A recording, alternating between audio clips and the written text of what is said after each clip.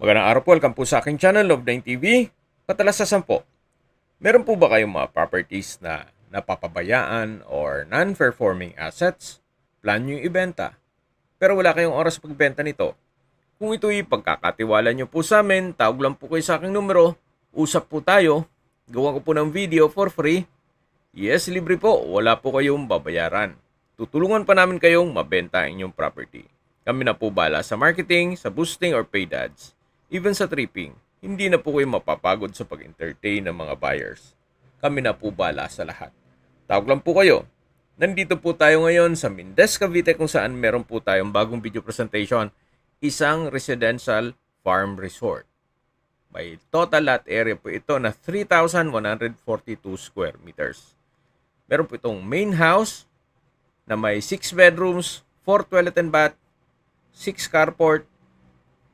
Then meron pong guest house, playground, swimming pool, CCTV, fully fenced na po itong buong property, at meron pong mga fruit-bearing trees sa palibot ito. Bago po natin i-check yung main house, ay check muna natin itong mga structure. Dito po ay may stock room, then may caretaker's house, at sa likod po nito ay malaki pa ang open space na pwede nyo pang lagyan ng kung anong mga pwedeng magamit dito sa resort. Yan naman po kung gusto nyong ipagpatuloy ang operation ito. Pero kung hindi naman, pwede naman pong lagyan ito ng garden or pa-landscape nyo ito para maaliwalas din. Tanggalin po yung mga lumang structure. Okay, lipat po tayo. So, dito po ay may half basketball court. Then, dito naman yung access na papunta sa swimming pool. Ito pong natatanaw nyo, yan yung main house. Na mamaya po, ikutan natin yan. Nandito na po tayo sa poolside. Meron pong adult and kiddie pool. Maayos pa naman po yan, sadyang hindi lang nila ginagamit sa ngayon. So, kulang lang dito ay lilinisin nyo lang, then okay na. Then, dito po sa side ay meron pong kabana. At mula po dito sa pool side ay matatanaw nyo yung side view nitong bahay na may terrace sa taas nito. Then, ito po yung tinutukoy ko na kiddie pool. So, meron na rin pong net para yung mga dahon ay hindi na malalaglag mismo sa swimming pool.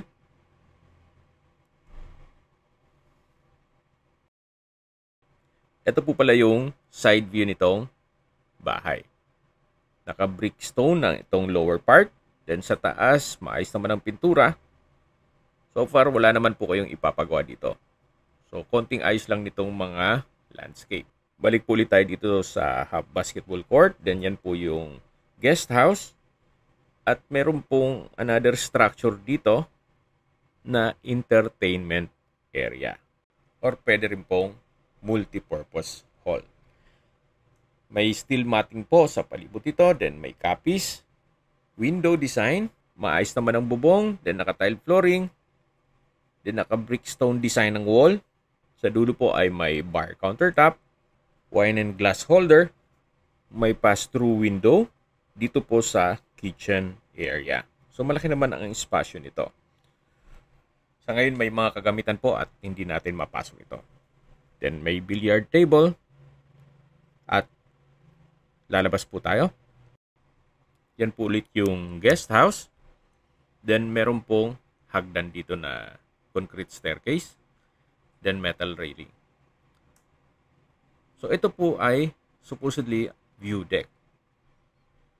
Pero kung gusto namang gawa ng another room dito, pwede naman po. Kasi design po ito for second floor. Buhos naman po yan. Baba po tayo. Yan po yung access door. Yan sa first door nitong guest house. So, ito pong structure na to ay meron pong 3 door na kumpleto po yan. May kwarto, may living area, may kusina, at toilet and bath. So, check po muna natin itong unang pintuan. o first door nitong guest house. Ito po yung living area, naka-tile flooring. Then, meron po itong kwarto. Ito po yung first bedroom. Then, dito naman yung second bedroom na may sliding glass windows. So, as is where is po ito, what you see is what you get. Then, dito naman po yung dining area. At ito po yung tinutukoy ko kanina na access door na malapit dito po sa hagdan, papunta sa roof deck. Diyan po tayo galing kanina. Then, meron pong storage area.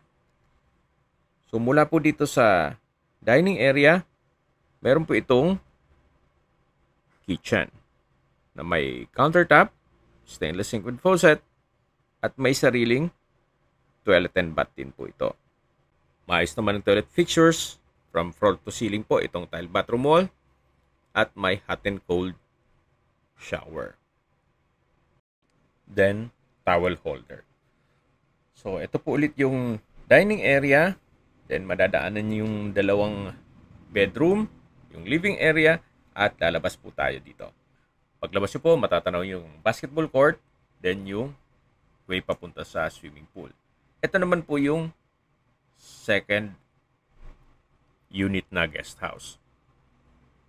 So, iba naman po ang disenyo nito. Malaki ang living area.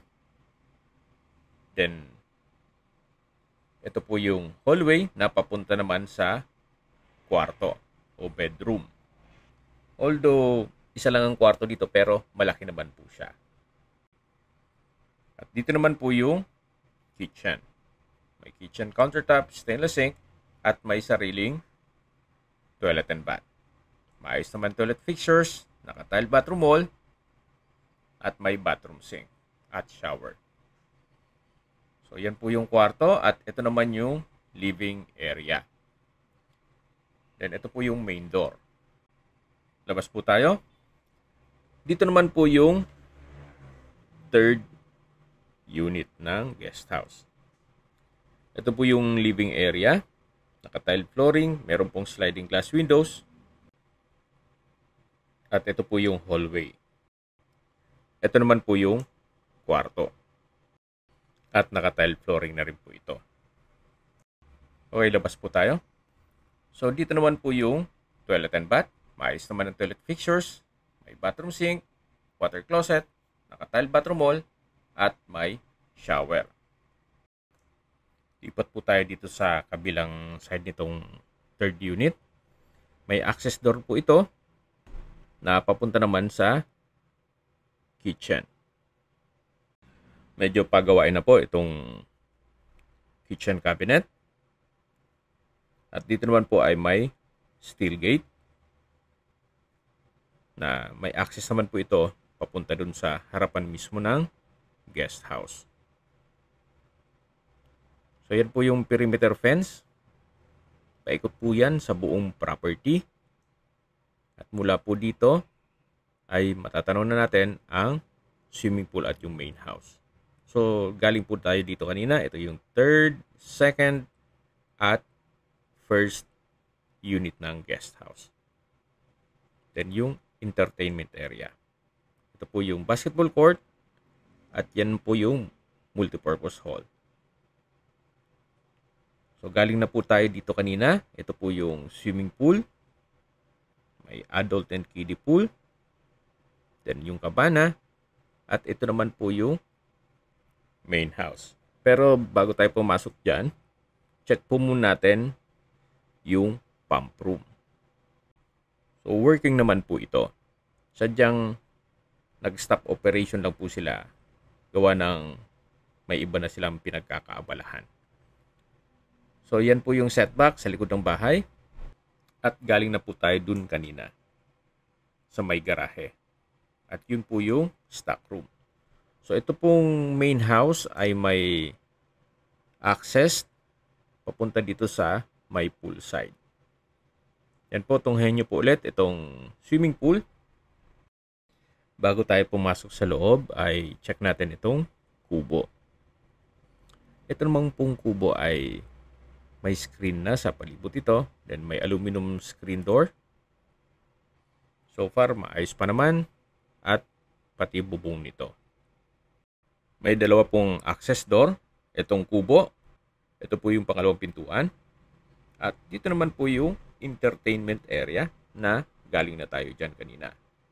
Then dito po ay meron pong garden. So, pwede po kayo mag-alaga ng ibon dito. Actually, tinanggal lang nila yung mga alaga nilang mga hayop dito. Ito po yung pathway na papunta naman sa playground at may access papunta sa driveway at guardhouse. Ito po yung playground. Then, dito po sa likod ko ay yung mismong driveway mula sa main gate. Para po sa mga nag-skip ng video, ito po yung para sa inyo. Ito pong property ay nasa Mindez, Cavite. May total lot area po ito na 3,142 square meters. Meron pong adult at kiddie pool. May main house na may 6 bedrooms, 4 toilet and bath, at meron pong guest house na 3 units. Check na po natin itong main house. Nandito po tayo sa porch. At tungkol naman dito sa mga antiques na kagamitan, ay wala pong nabanggit kung kasama po yan. Pero kung maibigan nyo po, pwede naman nating i-negotiate yan. So ito po yung main door. May aluminum screen door. Then French door design. Ito po yung receiving area. Naka-high ceiling. Then sa dulo po ay may sliding glass window. Dito naman po yung living area o salas. Meron po siyang glass windows. Then tile flooring. Maayos pa naman itong pintura ng ceiling at wall at high ceiling din po siya. So ito naman po yung first bedroom. Kung meron man po kayong PWD or senior citizen sa pamilya, ito po yung para sa kanila. Naka-ceiling cove design, may glass windows. Then, meron na rin pong wardrobe dito sa may pintuan. Then, naglagay po sila ng countertop para hindi na nga pumunta naman sa mismong kusina. Then, sa taas po ay may wall-mounted cabinet. At dito naman po sa harapan nitong countertop ay meron pong common toilet and bath. Naka-aluminum bathroom door. Maayos naman ang toilet fixtures. At ito po yung naka-tile bathroom wall. Palitin na rin po ang vanity mirror. At dito naman po yung curved stairs. At yan po yung second bedroom. Then sa ilalim po nitong curved stairs ay meron pong spasyo na pwedeng gawing understair storage. So may mga kagamitan po sa loob, hindi natin mapasok. At dito naman po yung pangalawang living area. Then, ito po yung double wooden door na may security grill. Ito po yung kaninang pinakita ko sa inyo na may access papunta naman dyan sa swimming pool. Okay, balik po ulit tayo dito sa pangalawang living area. Napakaganda po ng disenyo nitong ceiling. At mula po dito, ay check natin yung formal kitchen. Meron po itong kitchen countertop, kitchen window, then naka-tile flooring, may wall-mounted kitchen cabinet and drawers, at storage ng kitchen utensils. Dito naman po ay may common toilet and bath. At sa tapat po nito ay yung maid's room. Pero sa ngayon, ginawa po nilang stock room. Kaya punong-puno po ng mga kagamitan. Dito naman po yung dining area. Then meron pong ceiling fan sa taas ito. At may access door papunta sa garahe. Then yan po yung another bedroom. May natutulog. Hindi natin mapasok ito. So ito po yung tinutukoy ko na access door na papunta sa covered carport. Naka-brickstone ang flooring, then maayos ang bubong. Actually, galing na po tayo dito kanina. So, balik po ulit tayo dito sa dining area. Yan po yung maid's room. Then, ito po yung formal kitchen. Ito po yung living area. At aakyat na po tayo dito sa curved stairs kung saan wooden ang balustre, wooden staircase, at handrail. Then, metal po ang railing nito. So, nandito na po tayo sa second floor. Ito po yung hagdan na papunta sa attic o panic room. Pero hindi natin matcha-check yan kasi may mga personal na gamit po sila sa taas nito. So, yan po ulit yung hagdan. Then, ito po yung family area. Napakalaki po nitong espasyo. Then, meron pong double French door design na may access naman dito sa balkonahe. At mula po dito ay matatanaw naman ang adult and kiddie pool. So, ito po ulit yung family area. Check po natin itong mga kwarto. Yan po yung first bedroom. Naka-solid wood door. Then sa spasyo, malaki po. May dalawang sliding glass window. Meron pong from floor to ceiling na wardrobe o wooden wardrobe. Then ito pong sliding glass window ay matatanaw naman dito yung poolside. Okay, balik po ulit tayo dito sa loob. So mula po dito sa first bedroom, meron pong access door para hindi na umikot papunta sa common toilet and bath. So ito po yung shower area na naka-tile bathroom wall at may bathroom window. At dito naman sa kabila yung toilet mismo. Na maayos naman ang toilet fixtures. May water closet with bidet at bathroom sink. At dito na po tayo sa hallway. So, yan po yung family area at yan yung first bedroom. Then matatanaw natin yung access door papunta sa terrace. Ito naman po yung second bedroom o yung master's bedroom. Meron po itong sariling living area. Then sa dulo po ay may malaking glass window, may chandelier, naka-tile flooring. Napakalaki po ng espasyo nito. Ito yung main room.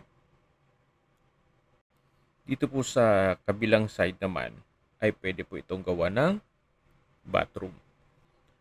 Dito naman po ay may access door papunta naman sa balkonahe. Ito pong side na to ay yung pump room at yung stock room. Then dito naman sa side na to ay yung mismong garahe. So balik po ulit tayo dito sa loob. Okay, labas po tayo para check natin yung ibang parte nitong bahay. Then another family area. Kaya kung big family po kayo, pasok na pasok po ito sa inyong requirements. Ang dami pong spasyo. Then dito naman po ay another bedroom na malaki din po ang espasyo nito. Meron po itong dalawang glass windows. Then may wardrobe, may study table, at display cabinet. So ito po yung last bedroom. At ito naman po yung balkonahe o terrace na matatanaw natin dun sa harapan ng bahay. Yan po yung balkonahe mula dun sa kabilang kwarto. So meron po itong mga garden set at naka-tile flooring. And mula po dito matatanaw nyo naman yung driveway at playground. Then sa dulo po ay yung main gate. Oy, maisingit ko lang po. Dito po sa loob ng property ay meron pong mga fruit-bearing trees gaya ng mangga, langka, rambutan, marang, star apple, at marami pa pong iba.